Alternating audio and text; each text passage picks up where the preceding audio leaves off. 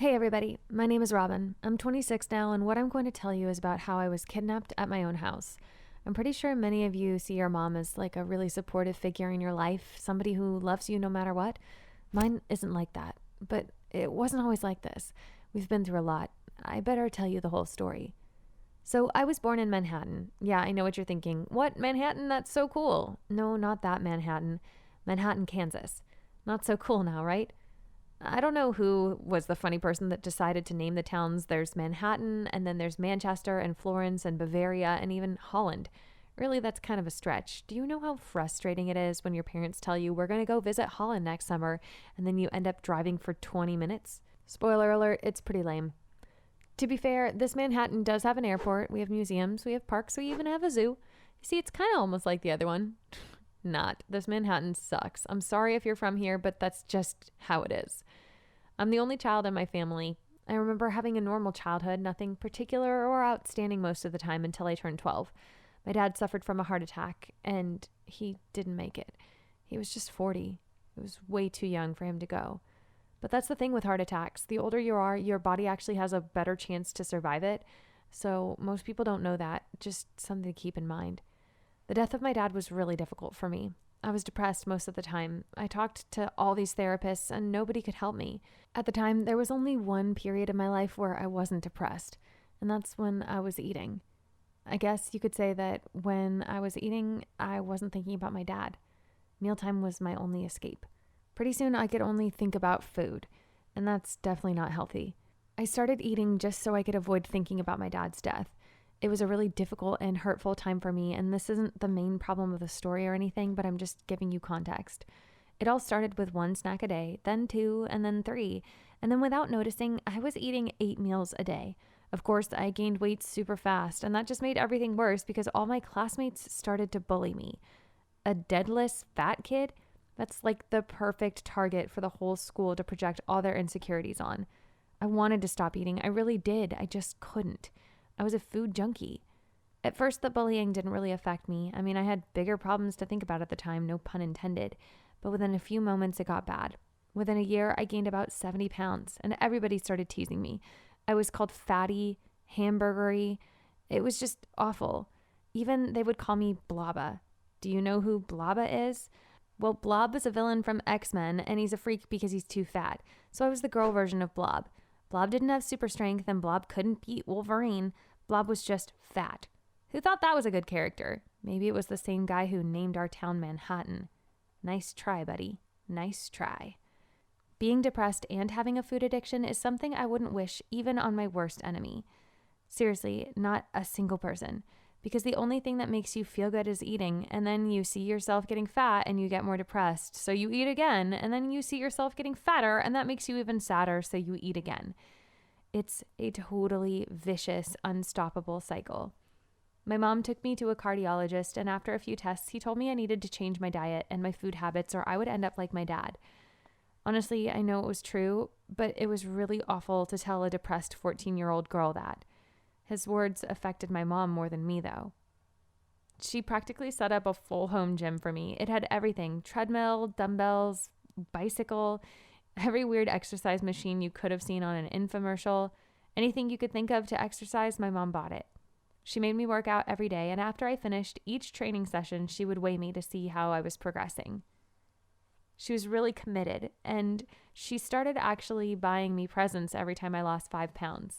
Things like PlayStation games, and let me tell you something, it sounded stupid at first, but it was actually a great way to keep me motivated.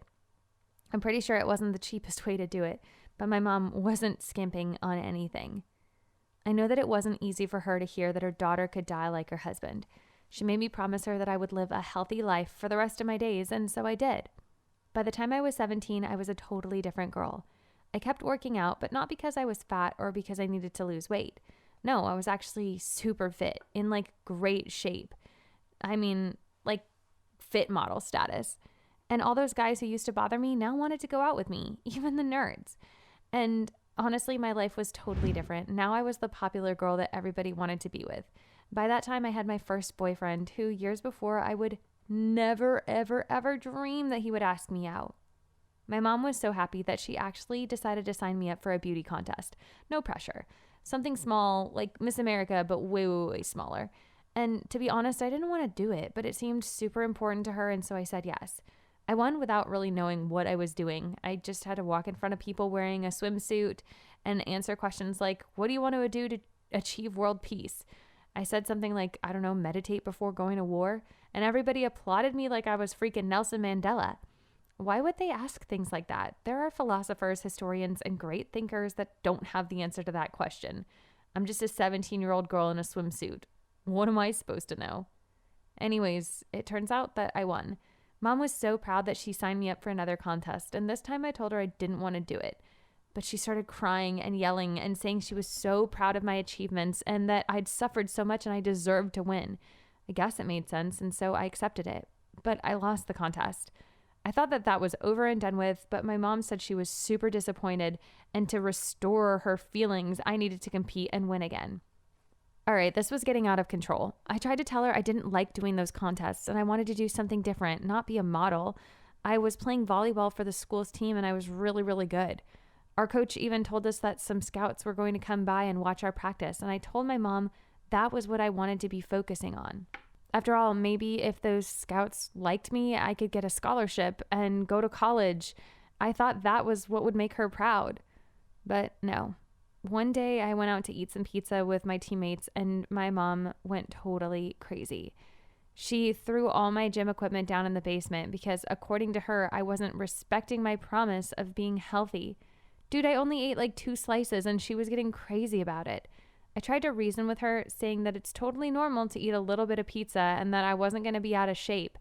But a few hours later, I went down to the basement to work out. As soon as I got in there, she closed the door and locked me in. She yelled at me through the door that I was too good to throw everything away. I thought she would open up the door at any time, but 5 hours in there and I started to freak out. I tried to open up the door, but the lock wouldn't budge.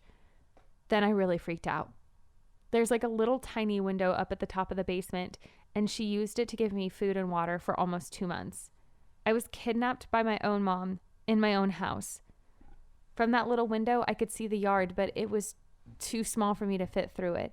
So I did what I had to do. I stopped eating like I was doing when I lost weight. After enough time, I lost enough of my muscle mass that I could fit. The day before I turned 18, I was ready to escape.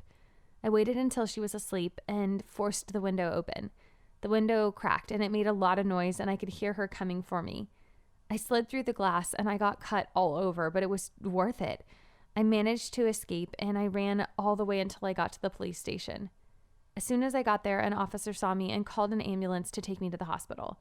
I fainted before we even got there. I didn't have my wallet or my phone with me, and so they couldn't identify me quickly. When we got to the hospital, the officer came and asked me what happened. He took my declaration, and within a few hours, they had arrested my mom. She eventually went to jail for 20 years because of kidnapping me. I was already 18, so I didn't need anyone to represent me in the case. A few weeks later, I moved away from Manhattan to some other place that I'm not going to tell you here because I honestly don't want my mom to ever find out. She's still in jail, but who knows? After a few years of therapy, I can finally say I feel good with myself. I'm an adult and I work in a gym, and I'm actually going to get married to my fiance next summer. So why did I decide to tell you my story? Because parents shouldn't be able to screw up their kids' lives. So if your mom or dad are making you miserable, try to get independence from them as soon as you can.